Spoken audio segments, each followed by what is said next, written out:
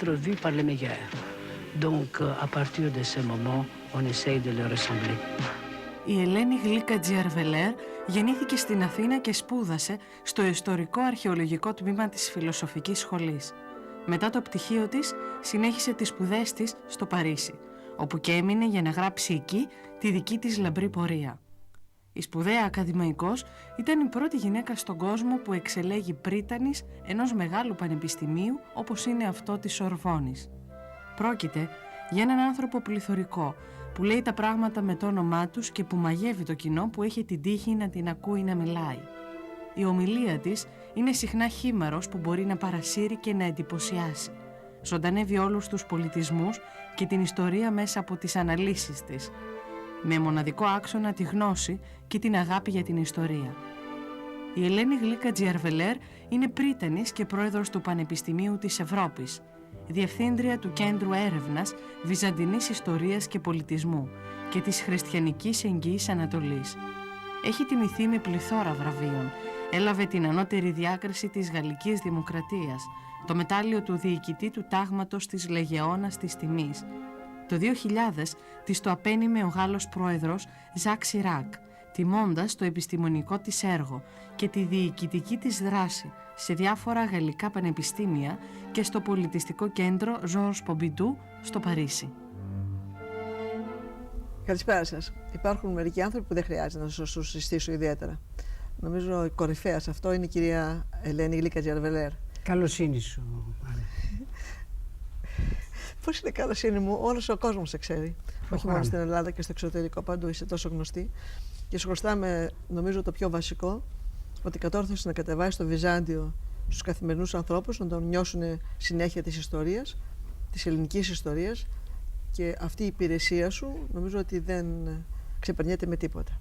Μπορεί να έχει μαζέψει τεράστιους ακαδημαϊκούς τίτλους, ναι, να έχει υπηρετήσει την παιδεία όσο κανείς άλλος, να έχει μια διεθνή προσωπικότητα και παραδοχή, ναι. Αλλά νομίζω το γεγονός ότι έφερε το Βυζάντιο σε εμάς, το νιώσαμε δικό μας, το νιώσαμε συνέχειά μας.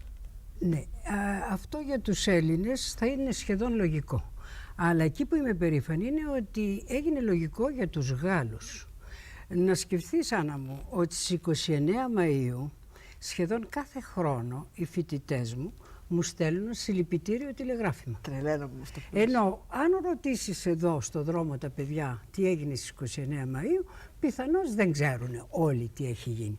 Λοιπόν, η μεγάλη μου κατά κάποιο τρόπο επιτυχία, το βάζω μέσα σε εισαγωγικά βέβαια, είναι ότι στο πρώτο έτος του Πανεπιστημίου στη Σορβόνη, όταν πριν από το 1968, όταν ήταν 2.000 παιδιά μέσα στο αμφιθέατρο, έφτανα και τους έλεγα Βυζάντιο. Λέγανε τρώγεται, πίνετε, τι είναι αυτό? Και εκεί έβγαζα ένα κείμενο και τους έλεγα, παιδιά, ιδού τι τον 11ο αιώνα γράφει ο Αρχιεπίσκοπος της Αχρίδας στον Πατριάρχη της Κωνσταντινούπολεως για τους Λατίνους. Αν, λέει, αυτοί οι Λατίνοι έχουν καταλάβει κάτι από την Αγία Τριάδα, είναι αρκετό, μη ζητάς παραπάνω, γιατί ξέρεις σε τι σημείο πνευματικό βρίσκονται. Λοιπόν, αυτό να το λες στη Γαλλία μετά από τέλος πάντων 15 αιώνες και βάλε, κάτι δεν τους έρχεται πολύ κολακευτικό και να το δέχονται κιόλας. Τι να κάνουνε, κείμενο αρχαίο, κείμενο βυζαντινό ήταν. Σκρίπτα μάνε. Μια που το έφερε ο λόγος, εγώ ήθελα να σε ρωτήσω, γιατί μιλάμε τώρα και γίνεται πολύ μεγάλη συζήτηση τα τελευταία 30 χρόνια γίνεται, ανάμεσα στις εκκλησίες και κυρίως ανάμεσα στην Καθολική και στην Ορθόδοξη Εκκλησία. Γίνεται μια μεγάλη συζήτηση πνευματική σχετικά με το αν θα μπορούσε η Εκκλησία να είναι πάλι μία Εκκλησία. Θα ήθελα να σε ρωτήσω λοιπόν και να αρχίσω από εκεί, αν πράγματι υπήρχε περίπτωση στην Κωνσταντινούπολη, αν αποφάσισε ο αυτοκράτορας στην ώρα όμως, στην ώρα του, όχι τόσο αργά, να βρει μια διέξοδο με το Βατικανό, το τωρινό Βατικανό της εποχής εκείνης, θα μπορούσε να είχαμε γλιτώσει τους Τούρκους στην πόλη. Είναι το μεγάλο πρόβλημα. Το βάζουμε όλοι οι ιστορικοί. Δεν κάνεις ποτέ την ιστορία αλλιώς από ό,τι έχει γίνει βέβαια, γιατί τα αίτια είναι πολύμορφα και οι συνθήκες ήταν τέτοιες που δεν μπορούσαν να έχουν ξαναγίνει τα πράγματα έτσι. Αλλά υποθέσαμε ότι έγιναν. Μετά από το 1054, όταν έγινε το σχίσμα μεταξύ των δύο εκκλησιών. Και ήταν ένα σχίσμα που έγινε τελείως περιστασιακά. Γιατί οι Βυζαντινοί εκείνη την εποχή πήγαιναν να κατακτήσουν την Νότιο Ιταλία. Και στη Νότια Ιταλία βρεθήκαν οι Νορμανδοί. Οι Νορμανδοί κατάφεραν να πιάσουν εχμάλωτο τον Πάπα, ο οποίος ήταν τότε σύμμαχος με τους Βυζαντινούς. Λοιπόν, για να αφήσουν ελεύθερο τον Πάπα, είπαν ότι πρέπει να τα βάλεις εναντίον των Βυζαντινών. Και έτσι οι λεγάτοι του Πάπα που βρισκόντουσαν στην Κωνσταντινούπολη για να κάνουν επιτέλους μία ένωση τελειωτική, δηλαδή τι?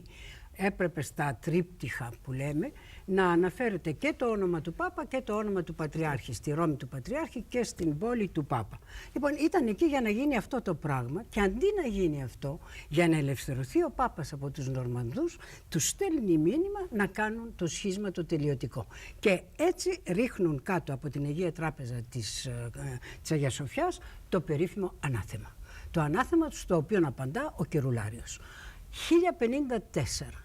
Από τη στιγμή αυτή και μετά αρχίζει η αντιζηλία και η αντιμαχία μεταξύ των δύο εκκλησιών, η οποία βρίσκει ότι εσείς δεν έχετε γένεια, εμείς έχουμε γένεια, εσείς μπορείτε να έχετε όπλα, εμείς δεν μπορούμε να έχουμε όπλα, εσείς κάνετε άζημα, εμείς δεν κάνουμε άζημα, δηλαδή τα τυπικά πράγματα, ενώ στην ουσία έχεις Βενετούς, Γενοβέζους, Πιζάνους, οι οποίοι έχουν καταλάβει όλη την οικονομική ικμάδα του Βυζαντίου, και έχεις και τους Νορμανδούς πια, οι οποίοι πια έχουν γίνει κύριοι της κάτω Ιταλίας, να απειλούν το Βυζάντιο το ίδιο, έχουν καταλάβει την Κέρκυρα απέναντι στο Δυράχιο κτλ.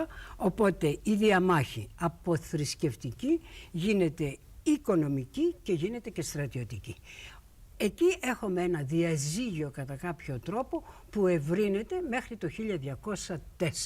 Το 1204... Πριν φτάσει εκεί, μπορώ να σου κάνω μια ερώτηση ακόμη. Θέλω να σου πω ποια ήταν τα πραγματικά αίτια, πέρα από αυτό, ποια ήταν τα πραγματικά πνευματικά αίτια τα οποία διαχώριζε τις δύο εκκλησίες το 1050 βασικά. 1054, ας πούμε, ναι. Τώρα, έχουμε αυτά που λέμε τα παράπονα γιατί για το πρωτείο κυρίως είναι, νομίζω, το οποίο ήταν περισσότερο από όλα. Το πρώτο. Γιατί τα πρωτεία δεν είναι απλώς ένα πρωτείο τυπικό. Θα το εξηγήσεις. Είχε ακριβώς και προνόμια οικονομικά. Δηλαδή, εκείνη την εποχή, φτάνω τώρα λίγο πιο πέρα βέβαια, έτσι, έχουν εκχριστιανιστεί σχεδόν όλοι οι λαοί της Ευρώπης. Σε ποιον ανήκουν αυτοί οι νεοχριστιανοί? Αν ανήκουν στην πόλη, πληρώνουν το κανονικό στην πόλη. Αν ανήκουν στη Ρώμη, πληρώνουν το κανονικό στη Ρώμη. Το κανονικό σε τι συνίσταται? Στα λεφτά. Ναι, σε τι συνίσταται, σε τι ποσό? Ανάλογα της εποχής. Ανάλογα της εποχής, ανάλογα με τον πληθυσμό κτλ. Αλλά πάντως η εξάρτηση δεν ήταν μόνο πνευματική. Ήταν και μια εξάρτηση. Δηλαδή πέρα από τα χρήματα στη φεουδαρχία, πληρώναν και στην εκκλησία. Ναι, την φεουδαρχία να αφήσουμε, γιατί το Βυζάντιο δεν έχει φεουδαρχία. Όχι, μιλάω για τη Δύση. Ναι. Λοιπόν, οπότε αυτή η διαμάχη, ποιος θα πάρει το κανονικό, ποιος θα πάρει τη δικαιοδοσία επάνω στους νεοχριστιανούς, έκανε κάτι το οποίο το ζούμε μέχρι σήμερα. Οι μεν καθολικοί να έχουν ως δική τους γραμμή πια την Κροατία, έχουν φτάσει μέχρι εκεί, ενώ οι Ορθόδοξοι έχουν από την Σερβία και κάτω, Βουλγαρία, Σερβία και τα λοιπά. Αυτή η γραμμή ακριβώς, η διαχωριστική, πρόσεξε Άννα μου, είναι σοβαρό αυτό. Η διαχωριστική αυτή γραμμή είναι η γραμμή που διαχωρίζει τους λατινογενείς πληθυσμούς από τους ελληνογενείς, όσον αφορά τον πολιτισμό λέω τώρα, αλλά αυτή η ίδια γραμμή χωρίζει τώρα καθολικούς από ορθοδόξους, δηλαδή φιλορωμαίους και φιλοκωνσταντινοπολίτες. Και φιλορωμιούς. Ναι, και φιλορωμιούς, ας το πούμε έτσι. Και από την άλλη μεριά είναι η ίδια γραμμή η οποία σταματάει. Εκεί σταματάει η τουρκοκρατία. Εκεί σταματάει η τουρκοκρατία και εκεί σταματάει και ο κομμουνισμός. Κατά κάποιο τρόπο. Είναι τρομερή αυτή η διαχρονική διαίρεση. Γι' αυτό λέω, να πούμε ότι θα γινόντουσαν αλλιώς τα πράγματα είναι δύσκολο. Αλλά να ξανάρθω στην ερώτησή σου, οπωσδήποτε υπάρχουν... Μόνο στο πρωτείο είναι οικονομικό για την εποχή εκείνη. Ναι, οικονομικό είναι και βρίσκουν ένα σωρό προφάσεις. Όπως σου έλεγα, έχεις γένεια, δεν έχω γένεια. Το φιλιόκβε έπαιξε καθόλου ρόλο? Το φιλιόκβε είναι του 12ου αιώνα. Ούτε το ξέρουν ακόμα, ούτε τίποτε. Τέλος πάντων, από πού εκπορεύεται το Άγιο Πνεύμα, δηλαδή. Ναι, τέλος πάντων, αυτά είναι μεθύστερα πράγματα όσον αφορά στην σημασία τους. Αλλά η ερώτησή σου ήταν αν θα μπορούσαν ποτέ να συνεννοηθούν ώστε τα πράγματα να είναι αλλιώς. Να είχαμε γλιτώσει το 1204, καταρχήν, το οποίο είναι η διάλυση ουσιαστικά της αυτοκρατορίας. Ναι, το 1204 θα μπορούσαμε να το είχαμε γλιτώσει αν ο αυτοκράτορας αντί να παίζει τάβλη, όταν ήρθανε και του είπανε, ξέρεις, οι Βενετοί έρχονται και είναι εναντίον της πόλης, απαντάει, άσε με τώρα που κερδίζω στο τάβλι, στο Ζατρίκι τον Μεγαδούκα, δεν είναι ανάγκη να συζητάμε γι' αυτά. Θέλω να πω ότι υπερβάλλω είναι για να μου κάνουν παρατήρηση οι φοιτητές μου πάλι. Τι θέλω να πω? Θέλω να πω ότι εκείνη τη στιγμή, το 1204, η πόλη βρίσκεται σε μία εξασθένηση όσον αφορά την συνοχή την εθνική με τις άλλες επαρχίες. Και φέρνω ως παράδειγμα τότε, ενώ οι στόλοι οι φραγκικοί και οι βενετσιάνικοι φτάνουν το 1204 μπρος στην πόλη, παντιέρες, γαλέρες κτλ. Ούτε ένα πλοιαράκι από τις επαρχίες, ούτε ένα στρατιώτης από τις επαρχίες της Βυζαντινές δεν φτάνει για να υπερασπιστεί την πόλη. Γιατί ακριβώς η πόλη εκείνη τη στιγμή όσον αφορά στις επαρχίες της Βυζαντινές εμφανίζεται ως το κέντρο το οποίο κάνει αφέμαξη και της οικονομίας και της οικμάδας της πνευματικής κτλ. Και δεν του δίνει και πνευματική αξία πια. Ακριβώς. Θεωρώνεται ότι έχει εξαχριωθεί. Πρόσεξε, και όταν φεύγουν τέλος πάντων οι δυνατοί από την πόλη μπρος στην φραγκική κατάκτηση, πού πηγαίνουν? Άλλοι πάνε προς τη Θράκη, άλλοι πάνε προς τη Μικρασία, όπου ιδρύεται και η αυτοκρατορία της Νικαίας, ελεύθερη αυτοκρατορία απέναντι στους Φράγκους. Και εκεί όταν φτάνουν στην Θράκη, οι αγρίκοι, λέει, πληθυσμοί της Θράκης, γράφει ο Χωνιάτης, έκαναν το σταυρό τους και δοξολογούσαν την Παναγιά και το Θεό, γιατί έτσι, λέει, βλέποντας τους δυνατούς να φτάνουν γυμνοί και ξυπόλυτοι, έτσι έγινε επιτέλους ισοπολιτεία. Ανέστη και πένητες. Έγινε ισοπολιτεία, δηλαδή κατά κάποιο τρόπο είμαστε πια ίσοι, ενώ εσείς ήσασταν οι δυνατοί που μας κάνατε όλη την εκμετάλλευση και τώρα είμαστε ίσοι. Οπότε τα γεγονότα του 1204 είναι γεγονότα που αφορούν στην εσωτερική ιστορία του Βυζαντίου πολύ περισσότερο.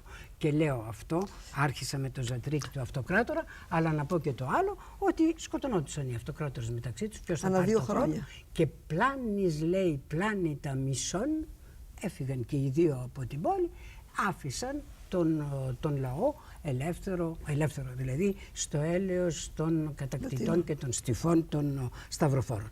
Οι οποίοι σταυροφόροι φτάνουν παντού, διαλύουν τα πάντα, πλην Μικρασίας, όπου γίνεται η αυτοκρατορία της Νικαίας με ένα σύνθημα. Ένα σύνθημα μόνο, του χρόνου στην Κωνσταντινούπολη. Για να το πούμε λίγο διαφορετικά. Ναι. Αυτό ήταν ο λόγος για τον μας έμενε το σύνθημα. Ωστόσο τα άλογα στην πλατεία του Αγίου Μάρκου, καλά, και οι κολόνες του Αγίου Μάρκου και η θησαυρή στον Άγιο Μάρκο και η Παλαντό και βγήκε κάποτε ένας ιερέας πολύ σεμνός και βγήκε να μας χαιρετήσει και μας είπε, καλά που τα πήραμε, θα τα είχαν πάρει οι Τούρκοι. Πρέπει να μας χρωστάτε ευγνωμοσύνη. Εγώ τον κοίταξα και είπα, ας μην ανοίξω τόσο μεγάλη συζήτηση. Ας είμαι ευγενής σήμερα τουλάχιστον. Ναι, γιατί τέλος πάντων οι Τούρκοι θα τα είχαν αφήσει, αλλά θα ήταν στην Ισταμπούλ. Θα ήταν σε κάποιο μουσείο της Ισταμπούλ. Δεν θα βοηθούσε ουσιαστικά, γιατί και ο Πάπας ήταν όμηρος στα χέρια των Νορμανδών, επομένως δεν θα βοηθούσε ουσιαστικά. Από εκεί αρχίζει το πράγμα. Τώρα, φτάνουμε στο 1204 που είναι το μεγάλο διαζύγιο κατά κάποιο τρόπο και εκεί κατά τη γνώμη μου αρχίζει η εθνική συνείδηση, η οποία είναι πια ελληνοπρεπής. Ενώ μέχρι τότε το όνομα Έλλην δεν σήμαινε παρά ειδωλολάτρης στο Βυζάντιο. Και δεν ήταν πράγμα που μπορούσες να πεις. Την ελληνική, λέει, τα μισαρά των Ελλήνων πιστεύοντες κτλ. Οπότε από αυτή τη στιγμή και έπειτα λέει το περίφημο, αρχίζει ο Ακροπολίτης, αν θυμάμαι καλά, ότι μιλάει για έθνος ελληνικών. Και ο πλήθωνας στο Μιστρό, Έλληνες εσμέν, το γένος κτλ., την καταγωγή και όλα αυτά. Από εκεί ίσως, από το 1204, αρχίζει η νεότερη ιστορία, η νεοελληνική ιστορία κατά κάποιο τρόπο, και η οποία είναι βασισμένη σε ένα αντικαθολικό πνεύμα. Το πρώτο. Όταν βεβαίως έρχονται σιγά σιγά και τα τουρκομανικά φύλλα από την Ανατολή και καταλύουν την αρχή τη Βυζαντινή στην Μικρασία μάλιστα, τότε αρχίζει και ο πόλεμος εναντίον των Τούρκων. Και εκεί βρισκόμαστε σε έναν διμέτωπο πόλεμο, ο οποίος... Από μια μεριά είναι πνευματικός και εμπορικός ουσιαστικά. Και εμπορικός, αλλά και ουσιαστικός και στρατιωτικός, γιατί οι Καθολικοί, οι Λατίνοι, οι Φράγκοι βρίσκονται στην Πελοπόννησο, βρίσκονται. Καταλαβαίνουν. Ναι. Και όταν ο Μιχαήλ παίρνει την πόλη, ξαναπαίρνει την πόλη το 1261, τι κάνει? Κάνει τον αετό δικέφαλο. Όλοι νομίζουμε σήμερα ότι ο δικέφαλος αετός ήταν πάντοτε ο δικέφαλος. Αφορούσε τις δύο, την Ευρώπη και την Ασία. Έτσι. Ο αετός, ο Βυζαντινός, ο πραγματικός, ο αυτοκρατορικός, είναι ο μονοκέφαλος ρωμαϊκός αετός. Ο δικέφαλος γίνεται από τον Μιχαήλ, γιατί έχει πάρει την Ανατολή και τώρα έχει για θέμα να πάρει και την Ευρώπη από την άλλη. Θα ήθελε. Ναι, θα ήθελε. Τώρα, πώς έφτασε ο δικέφαλος αετός να είναι το σήμα της Εκκλησίας και πώς έφτασε. Γιατί η Εκκλησία είναι ο διάδοχος του Βυζαντίου. Ναι, όχι, καλά. Αυτά να μην ανοίξουμε την κουβέντα. Ναι, δεν είναι τη σημερινή μέρα. Ναι, όχι. Θα ήθελα να σου κάνω ένα ακόμα πολύ σημαντικό ερώτημα. Θα ήθελα να σε ρωτήσω αν είναι, κατά τη γνώμη σου, σωστό αυτό που λένε ότι επειδή είχαν αποτραβηχτεί οι νέοι στα μοναστήρια, δεν μπορούσαν να υπερασπιστούν την βασιλεύουσα. Είναι ένας άλλος μύθος ο οποίος κυκλοφορεί πάρα πολύ έντονα, όπως ξέρεις. Αυτός ο μύθος είναι ένας από τους μύθους που έχει αρχίσει από την εικονοκλαστική περίοδο. Κατάλαβα. Ναι. Έχει βαθιές ρίζες. Τις βαθιές ρίζες. Γιατί τότε, όταν φτάνουμε στο 740 τώρα, έτσι, όταν ο Λέων ο Τρίτος, ο Ίσαυρος, καταστρέφει την εικόνα του Χριστού στην χαλκή του παλατιού. Αυτό πώς γίνεται, μπορείς να μου πεις? Έχουμε ιστορικά στοιχεία πώς το κάνει? Τέλεια. Μα τώρα εκεί πέρα είναι πια ολόκληρη. Έχουμε πολλά ιστορικά στοιχεία, αλλά ένα πράγμα όμως, Άννα μου, είναι σοβαρό, το ότι ό,τι ξέρουμε για την εικονοκλαστική μερίδα και ομάδα, το ξέρουμε από τους εικονόδουλους, οι οποίοι ακριβώς όταν τους νίκησαν κατέστρεψαν τα πάντα από τα δικά τους γράμματα, τα πράγματα κτλ. Οπότε ξέρουμε... Τους δυσφήμισαν. Ναι, όπως πάντα. Δηλαδή το νταφέ, το περίφημο... Ναι, auto-νταφέ, δηλαδή πράξεις πίστης. Είναι να κες αυτό που πιστεύει ο άλλος. Πάει αυτό. Λοιπόν, οπότε εκεί τα μοναστήρια ήταν όλα εικονόδουλα. Οι μοναχοί ήταν βέβαια οι εικονόδουλοι, αφού είχαν οι εικονοκλάστες, είχαν υποχρεώσει σχεδόν τις μοναχές να παντρευτούν κτλ. Είχαν κάνει. Αθλιότητες. Ναι, για την εποχή. Λέω ιστορικά γεγονότα. Ναι. Οπότε η μοναχική, αν θέλεις, κατάσταση, η τάξη, είναι μία τάξη λόμπι σχεδόν στο Βυζάντιο. Πρέπει να το πω έτσι, δεν είναι αλλιώς. Είχε συνηθίσει να στις παρυφές της αυλής, ήταν συνδίκηση. Όχι, άλλο η αυλή και άλλο η εκκλησία. Το πρόβλημα είναι ότι στο Βυζάντιο έχουμε μία διπλή κοινωνία παράλληλη. Δηλαδή, από τη μία μεριά η ιεραρχία, η λαϊκή, αν θα λέγαμε, λαϊκοστρατιωτική, και από την άλλη η ιεραρχία, η εκκλησιαστική. Αν τα πάρεις, είναι ένα καθρέφτισμα. Άλλωστε, όλη η ιεραρχία του Βυζαντίου δήθεν είναι η απεικόνηση της Θείας Ιεραρχίας από πάνω. Της Άνω Ιερουσαλήμ. Ναι, η Άνω Ιερουσαλήμ, ο ένας Θεός στον ουρανό, ο αντιπρόσωπος του χριστιανός αυτοκράτορ στη γη είναι ο μόνος κτλ. Κατά τον ίδιο τρόπο έχουμε την ίδια ιεράρχηση με τον Πατριάρχη, Επισκόπους, Αρχιεπισκόπους, τις ενορίες, όπως έχεις τον αυτοκράτορα, τα θέματα, τις τούρμες, τους κόμιτες, ακριβώς την ίδια απεικόνηση. Οπότε οι μοναχοί όταν φτάνουν πια να καταλάβουν ότι το πράγμα είναι χαμένο ως τι, γιατί όταν μπαίνουν στο παιχνίδι πνευματικά μανιώδης, αν μπορώ να το πω έτσι, είναι το αντιλατινικό μένος. Από εκεί αρχίζει το μοναχικό. Από το 1204. Και όταν ο Μιχαήλ, αυτός ο οποίος ελευθέρωσε την πόλη, πάει να κάνει την πρώτη του συνεννόηση με τους καθολικούς, εκείνοι οι οποίοι είναι εναντίον του είναι πάλι οι μοναχοί και μάλιστα οι μοναχοί του Άθου. Οπότε η μοναχική αυτή η κατάσταση είναι πάντοτε αντιλατινική από τον 13ο αιώνα και μετά. Ενώ από την άλλη μεριά ο αυτοκράτορας προσπαθεί πότε να πλησιάσει τους ηγεμόνες της Δύσης με διπλωματικά μέσω Πάπα, κυρίως όταν ήταν σίγουρος πια ότι δεν μπορούν να ξαναπάρουν την πόλη. Εκεί αρχίζει μία επαφή μεγαλύτερη, αλλά οι μεν λένε ήταν, λέει, η Ρώμη αυτή είναι το όνομα του Βυζαντίου το πραγματικό, έτσι, ήταν η Ρώμη δυνατή μόνο όταν οι δύο Ρώμες, και η παλιά και η καινούρια, ήταν μία. Δηλαδή ήταν μαζί.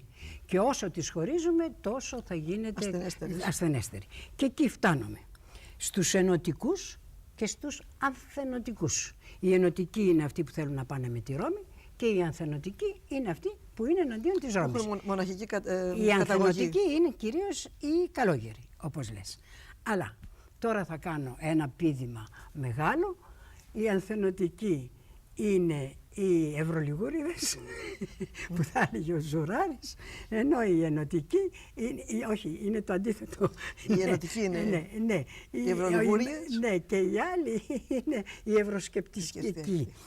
Πάντως, όταν το 1453 και πριν, γιατί έχουμε ένα σωρό συναντήσεις, να ξαναγίνει η Ένωση, όμως από μια στιγμή και ύστερα ο Πάπας φεύγοντας και από την Αβινιόν, μάλιστα, και πηγαίνοντας κλπ. Αυτή είναι άλλη ιστορία. Αυτή είναι δική του ιστορία. Ναι, δική του ιστορία, αλλά από τότε αποκτάει δύναμη και γίνεται ο ίδιος εξουσία. Θα σου στάσω, Άννα μου, ο Πάπας είναι τεράστια εξουσία. Έτσι. Θα σου πω γιατί. Ενώ στην Ανατολή έχουμε μία αυτοκρατορία και είναι όλοι ενωμένοι υπό τον αυτοκράτορα, στη Δύση έχεις ένα σωρό ηγεμόνες, τεμαχισμένους, κατακαιρματισμένους, οι οποίοι έχουν μία ενότητα μόνο, την πνευματική τους υπόσταση, δηλαδή τον Πάπα. Χωρίς να θέλει καν να είναι ο αρχηγός, είναι η συνοχή των πάντων. Οπότε είναι η πραγματική δύναμη. Για να μην φτάσουμε σε αυτό που λένε ότι ο Κωνσταντίνος τον άφησε, ο Μέγας τώρα, να έχει τη δύναμη κτλ.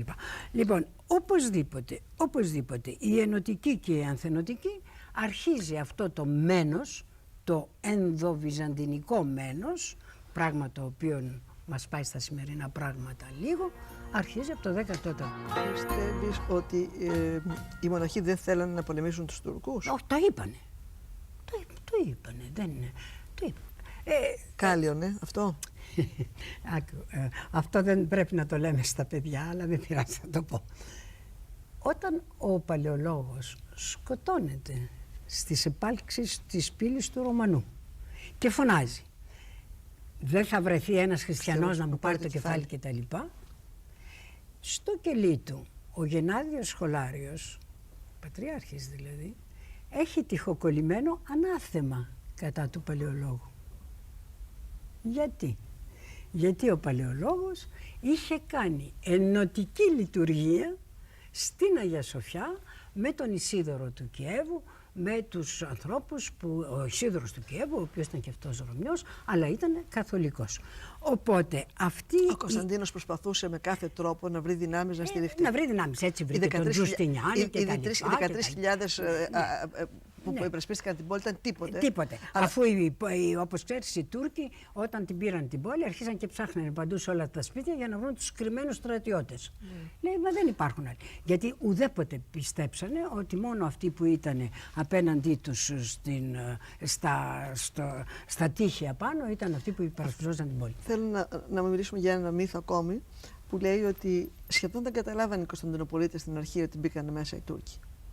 Πώς δεν καταλάβανε? Στην αρχή Σχεδόν δεν καταλάβανε ότι έπεσε η πόλη. Το Εάλο η πόλη, αυτό είναι η κραυγή η μεγάλη, η οποία βγαίνει από τα πλήθη. Πώς δεν καταλάβανε. Εάλο η πόλη. Όταν τόσο αφοσιωμένοι στα δικά τους πράγματα κλπ. Όχι. Τότε γιατί δεν την υπερασπιστήκανε όλοι και οι απλοί πολίτες? Μα οι πάντες την Μα 13.000 κόσμος. Πέντε άνθρωποι ήταν τότε. Τι πληθυσμό μπορούσε να έχει η πόλη εκείνη την εποχή? Κοίταξε. Εδώ είναι 5-6 μύθοι που γυρνάνε όλη την ιστορία. Αρχίζουμε από 1.500.000. Λοιπόν, αν δεις τα τείχη της πόλης, αν σκεφτείς πώς ήταν τα σπίτια, αν σκεφτείς πώς ήταν τα νεκροταφεία και τα λοιπά εκείνης της εποχής. Τα τείχη είναι γερά φτιαγμένα μέχρι σήμερα. Όχι, θέλω να πω ο κλειστός τον περίγυρο.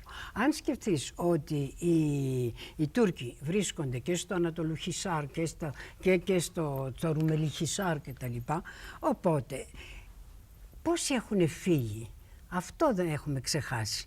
Γιατί οι Τούρκοι έχουν αρχίσει, είναι η δεύτερη ή η τρίτη τους, αν θυμάμαι καλά, πολιορκία. Λοιπόν, να πούμε άλλα πράγματα. Ο Νοταράς που έχει τα λεφτά του. Ο περίφημος Νοταράς, ο οποίος λέει προτιμώ να δω στην πόλη καφτάνι τουρκικό παράτι άρα Λατίνου και είναι ο μεγαδούκας του στόλου. Πού τα έχει τα λεφτά του? Στη Γένοβα. Και είναι και υπήκοος Βενετός. Λοιπόν, πώς συμβαίνει αυτό? Τώρα πώς συμβαίνει? Δεν είναι μεγαδούκας και να είναι και υπήκος Βενετός. Καλά, αυτό δεν είχε. Είναι βενετικός, όπως λένε. Δεν είναι Βενετός, είναι βενετικός. Τέλος πάντων. Λοιπόν, να φτάσουμε στην πραγματικότητα. Η πραγματικότητα είναι δυστυχώς ότι η ανθενωτική και η ενωτική έχουν φτάσει σε τέτοιο μένος και σε τέτοια διαμάχη μεταξύ τους που δεν τους νοιάζει ποιος μπαίνει μέσα. Λοιπόν, οι δύο Ρώμες μαζί, οι δε προτιμώ καφτάνι κτλ. Τώρα, το θέμα είναι ότι υπάρχει και ένας άλλος μύθος. Ότι αυτοί που φύγανε, λέει, φέρανε στη Δύση τα φώτα, την αναγέννηση κτλ. Έτσι είναι. Έτσι λέγεται. Αλλά νομίζω ότι εάν δούμε επιδράσεις ζωγραφικής ή της εποχής εκείνης, θα το καταλάβουμε. Ναι, στάσου.